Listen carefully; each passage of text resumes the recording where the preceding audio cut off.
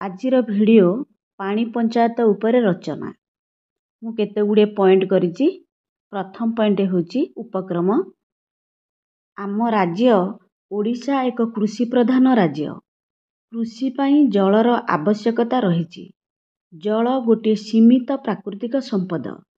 ତେଣୁ ଜଳର ସୁବଣ୍ଟନ, ସୁପରିଚାଳନା ଓ ସଂରକ୍ଷଣ ଆମ ସମସ୍ତଙ୍କର ଦାୟିତ୍ୱ ଓ କର୍ତ୍ତବ୍ୟ। କୃଷକମାନଙ୍କ ମଧ୍ୟରେ ଏହି ଜଳର ସୁବଣ୍ଟନ ପାଇଁ ପାଣି ପଞ୍ଚାୟତର ସୃଷ୍ଟି। ସେକେଣ୍ଡ ପଏଣ୍ଟ ହେଉଛି ପାଣି ପଞ୍ଚାୟତ କ'ଣ? ପାଣି ପଞ୍ଚାୟତ ଏକ କୃଷକ ସଂଗଠନ ଯାହାକି କୃଷକମାନଙ୍କ ଦ୍ୱାରା, କୃଷକମାନଙ୍କ ପାଇଁ ଓ କୃଷକମାନଙ୍କ ହିତରେ। ଏହି ସଂଗଠନଟି ସ୍ୱେଚ୍ଛାଞ୍ଚଳରେ ଥିବା ବିଭିନ୍ନ ଜମିର ମାଲିକାନା ସତ୍ତ୍ୱଧାରୀ କୃଷକମାନଙ୍କୁ ନେଇ ଗଠିତ। ପାଣି ପଞ୍ଚାୟତର ନିର୍ଦ୍ଦିଷ୍ଟ ନକ୍ସା ଅନ୍ତର୍ଭୁକ୍ତ ଜମି ମାଲିକମାନେ ଏହି ସଂଗଠନର ସଦସ୍ୟ ଅଟନ୍ତି। ସମସ୍ତଙ୍କର ପାଣି ପଞ୍ଚାୟତରେ ମତଦାନର ଅଧିକାର ରହିଛି।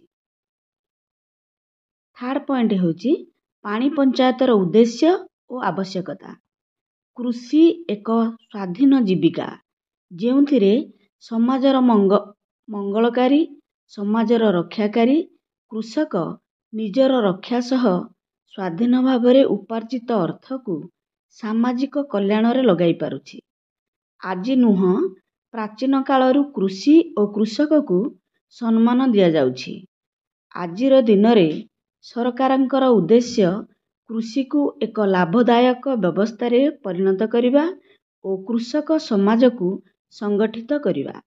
ସେମାନଙ୍କର କୃଷି କାର୍ଯ୍ୟ ପାଇଁ ଆବଶ୍ୟକୀୟ ପାଣି କିଭଳି ସୁବ୍ୟବସ୍ଥିତ, ସୁନିୟନ୍ତ୍ରିତ ଓ ସମୁଚିତ ଉପାୟରେ ସଦୁପଯୋଗ କରାଯାଇପାରିବ ଓ କୃଷକମାନଙ୍କର କ୍ଷେତ୍ରକୁ କ୍ଷେତ୍ର ବଣ୍ଟନ କରାଯାଇପାରିବ, ସେଥିପାଇଁ ଜଳର ସଦୁପଯୋଗ, ଆର୍ଥିକ ଓ ସାମାଜିକ ଉନ୍ନତି ସହ ସେମାନଙ୍କର ସହଭାଗିତା ଭିତ୍ତିରେ ଜଳସେଚନ ବ୍ୟବସ୍ଥାର ଉନ୍ନତି କରିବା ପାଇଁ କୃଷକ ସଂଗଠନର ଉଦ୍ଦେଶ୍ୟ।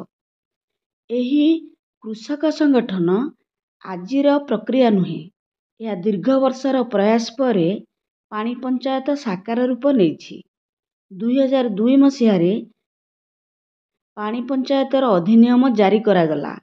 2003 ମସିହାରେ ପାଣି ପଞ୍ଚାୟତର ନିୟମାବଳୀ ପ୍ରସ୍ତୁତ କରାଗଲା।